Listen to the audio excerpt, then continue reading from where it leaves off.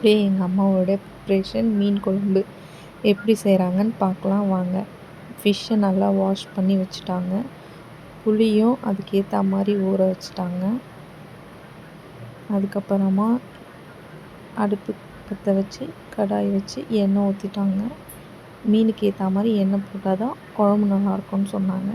வெந்தயம், கடுகு, அது நல்லா பொரிஞ்சதுக்கப்புறம் ஆனியன் கட் பண்ணி வச்சதை போட்டாங்க. அது நல்லா வதங்கணும்னு சொல்லிட்டு இருந்தாங்க. அதனால் நல்லா வதங்கிட்டு இருந்தது.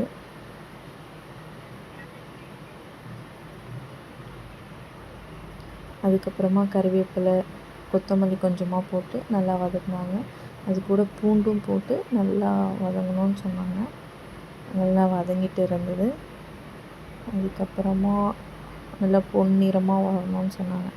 கொஞ்ச நேரம் கழித்து தக்காளி சின்ன சின்னதாக அரிஞ்சு வச்சு ஒரு 3 தக்காளி போட்டாங்க.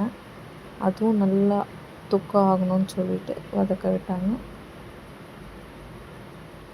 அதுக்கப்புறமா கொஞ்சமாக உப்பு, தேவையான அளவுக்கு உப்பு ஒரு கொஞ்சமாக போட்டாங்க. கல் உப்பு, ஏன்னா அதுதான் நல்லது அப்படின்ற மாதிரி சொன்னாங்க.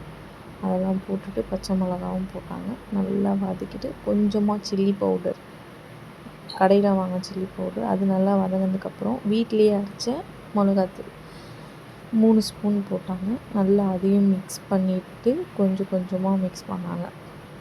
நல்லா மிக்ஸ் பண்ணிவிட்டு அந்த எண்ணெய்லாம் அதோட நல்லா மர்ஜ் ஆகிற மாதிரி இதுவானதுக்கப்புறம் புளி கரைச்சல் கொஞ்சமாக ஊற்றினாங்க. அது குழம்புக்கு ஏற்ற மாதிரி ஃபுல்லாக ஊற்றிட்டு நல்லா கொதிக்க விட்டாங்க. நல்லா கொதித்ததுக்கப்புறமா ஃபிஷ்ஷை வாஷ் பண்ணியிருந்தேன் நம்ம ஜிலேபி ஃபிஷ்ஷை அதுக்குள்ளே போட்டாங்க.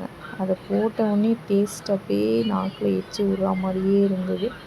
கொஞ்சம் கொஞ்சமாக ஒரு ஃபிஷ்ஷாக போட்டாங்க. நல்லா அந்த ஸ்மெல் அப்படியே நம்மளை இழுத்துடுச்சு. அந்த ஃபிஷ்ஷை பாருங்கள் எவ்வளோ அழகாக இருக்குது. சாப்பிட்றதுக்கு மனசு வரல. ஓகே.